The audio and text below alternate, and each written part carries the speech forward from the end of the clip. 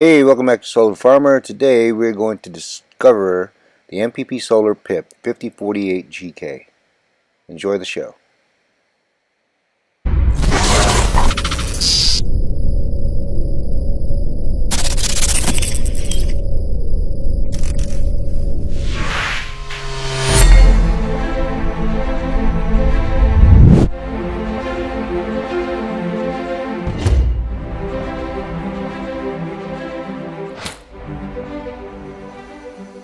Hello and welcome back to Solar Farmer. Today we are going to discuss the MPP Solar PIP 5048GK. This is a new product with MPP, and I have to say, initial thoughts on it were the installation. Bottom line is I had to reset the unit in order to get it to do the things that MPP claims it's supposed to be able to do. That being said, once that was done, everything worked like a charm. The Bluetooth came on. I was able to use my cell phone to program the unit, and it went flawlessly. It was actually easier than having a computer on hand.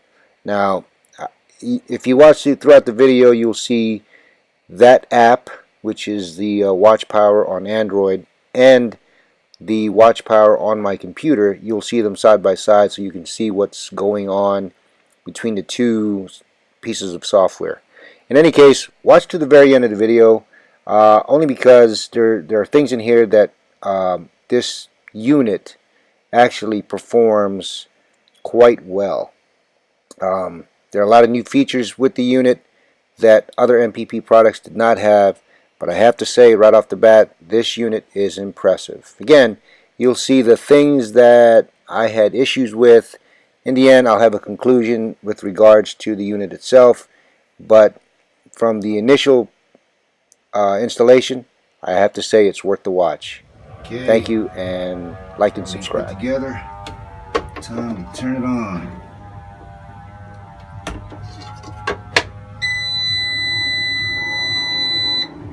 And we have liftoff. Let's do this boot up process, and no battery. We got PV. And that's it, because we don't have anything on the output yet. But so far so good. Alright.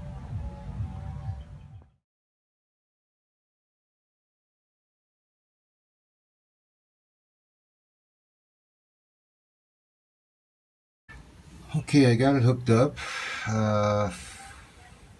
Bluetooth isn't connecting.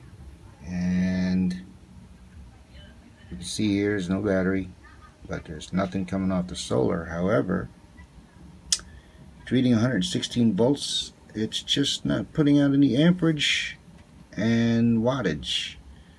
I checked it with my voltmeter, amp meter, and I don't understand why this unit is not registering the amperage. So I'm not getting any wattage at the top. We'll have to see what's going on. Okay, as you can see, there's AC power. There's AC power, and the solar is not doing anything other than it is giving me 116 volts. No amps, no watts, and that is verified here. 116 volts, no amps, no watts on the PV array. And then you can see the AC is giving me 200 and something volts. Here it indicates that there is power coming from the main, nothing from the solar, nothing from the battery. I'm going to disconnect the line mode, and you will see that the unit will continue to stay on because there is still solar, but there is nothing as far as amps or watts. Here again, see, the AC power is gone, and for whatever reason it still reads the volts, but it is not giving me any wattage. This is going to be an issue, and there are no mains, no battery, but still no solar, so we'll figure this out. Okay, for all you MPP guys, this is very curious. Why does it say input is 221 volts, but then there's no output. Here it's saying the line, I guess it's in standby mode, but I don't even know how we got there. And then here 220 volts, so whatever it is, it's able to shut off the output of both line and PV array. So how do we get out of standby mode? Alright, find out.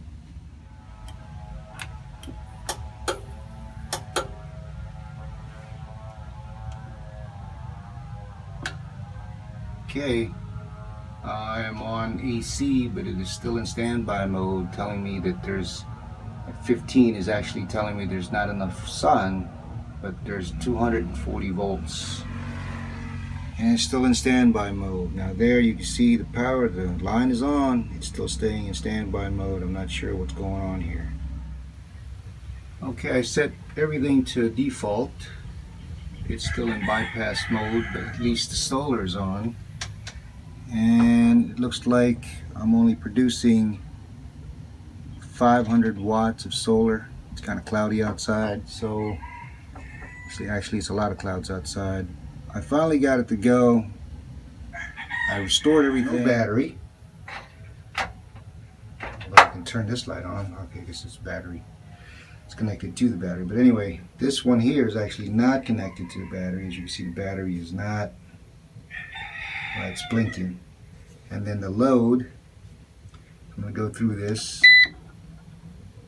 Okay, so that's AC. Here's the input of the PV, 210 volts. I finally got 2.4 amps out of it. There's a lot of clouds. So we're producing 500 watts of power. And here's the nothing from the battery, nothing from the battery, no battery voltage. 60 hertz. We're at 26% as far as the output, so we're cranking 1.36, 1.23 kilowatts. Sorry that it's really unsteady video. Here, see, there's nothing. And here's 623 watts right now. But let me take you outside so you can see what the situation is with the clouds.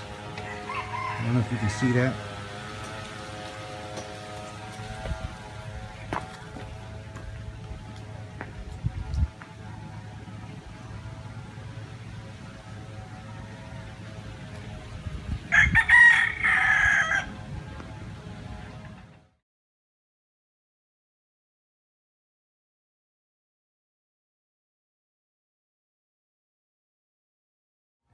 Here's the other thing, if you haven't seen this yet, this is the app that you can download.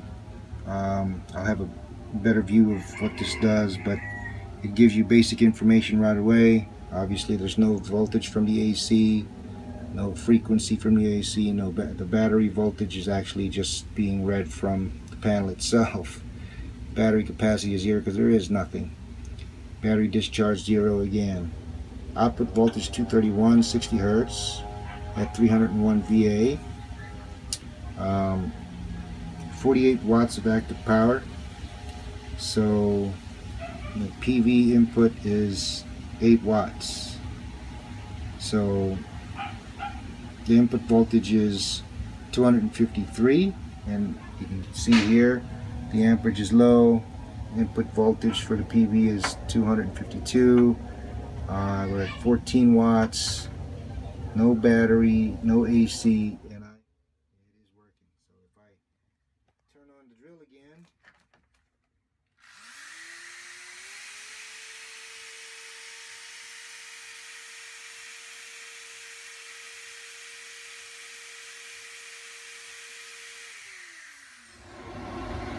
okay, right now there's only one pump running. It's using about 459 watts. All of it is being powered from the PV actually. Even though this is saying the line is helping out, but if you look at the numbers, 502 watts of solar, and then you have 400 and what is that? Wow, well, it just dropped 405 watts of active power. So using 12%, I'm only running one pump, the smaller one. The bigger one will kick in when the water drains a little bit. It needs to be replenished. Alright, the sun is out. And that sucker is kicking out 1.7 to 1.76 kilowatts out of a 1.9 system. And when the sun is out, alright, we've been here for about 10 minutes. I was talking to my employee. We are now kicking out 1,500 watts of active power. And of course, right when I was about to show you, the sun disappears. From here, the sun comes back. I'm going to show you something real quick. I did this earlier. I will remove AC power. You can see that this is a 1300 watts output, and I am bringing in 1400 watts, 1500 watts, and it is nothing but so. Even though it says AC line, it's just reading everything as normal. But I have removed the AC. Yes, I know, it's kind of like backwards. Oh, shut. Oh, it's kind of backwards, but it is working. Now I'm going to show you here.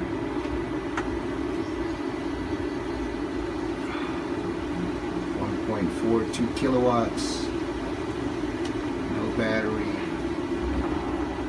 and here it's using 31%, 1.38 kilowatts of output. It says bypass, but even though it says there's AC, there is actually nothing, zero. Now, when I put it back,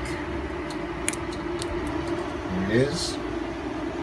There's no interruption in the power at all. It's as if it was always running, and nothing has changed.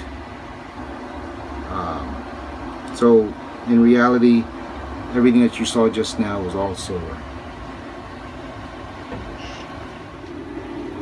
Okay, we've been running for quite a while now, and as you can see, the display here is it's kicking out 1.75, 1.74 kilowatts, and that's from the PV. Okay, over here it'll show you the same thing, about 179, 1.7. Yeah, 1.74, 1.75. It's fluctuating, but this is the apparent output power, and it's operating at 9.4 amps, which is just about the maximum those panels are kicking out anyway. It doesn't have the amount of voltage that should be there because I'm only powering this much wattage, and if I'm powering a little bit more, which I'll test that in a second, you know, here it's showing you that it's coming from the solar panels as well as the line, but again, the numbers speak for themselves. Most of it is solar power and very little is coming from the line, and I'll show you why. Earlier there were a lot of clouds, but here, you see that now it's really sunny. I don't know where we got it from, so I don't blind you. But the sun is right above us. Oh, that's bright. And the cloud is about to come over. So we'll come back here. And this time, let's see if we can task this a little bit. Okay, there we go. I'll just watch it from here. Turn on the drill. The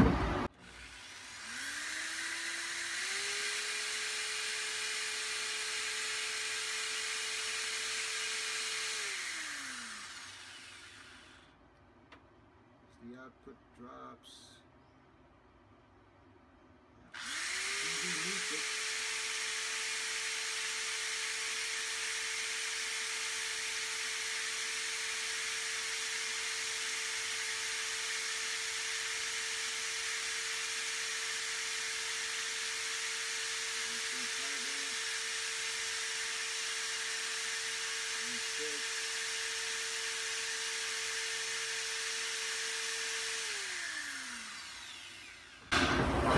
I would say that we're probably somewhere between 1700 and 1800 watts coming off the roof, which is really pretty good because that's about what they're rated for. That's a bit higher than 80% of what you normally get from solar panels, so I'm really happy with these Trina panels. And again, I've been running here for I don't know how long now. It's now almost 2 o'clock, so I'd say I've been running for almost an hour. This solar provided wattage, but it's only been about 40 minutes that all of the power is just really coming from solar. Up, but here we go. It dropped. Again, the clouds have finally come back. But for a while there, with no clouds, it was just kicking everything. All sunlight. So I'm very happy with this unit. Very happy.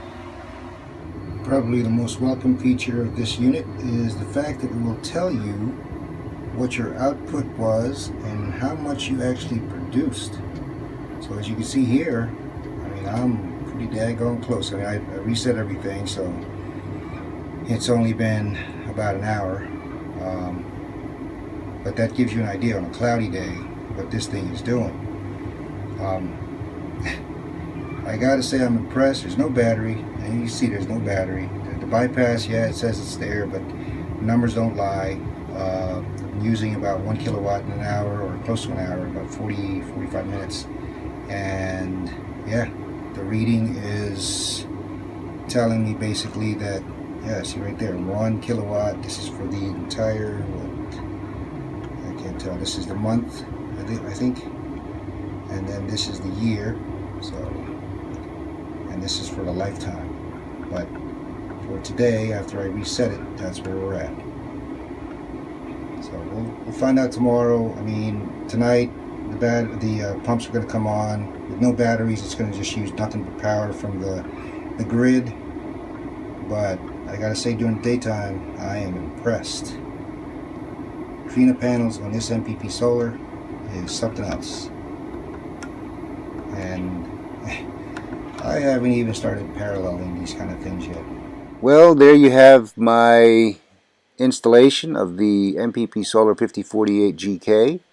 I hope you've enjoyed the video and maybe were able to get some good advice out of it. In any case, this particular part of the video, it shows the 2 units that I have. The one on the right is my older one, but I'm very happy with that as well.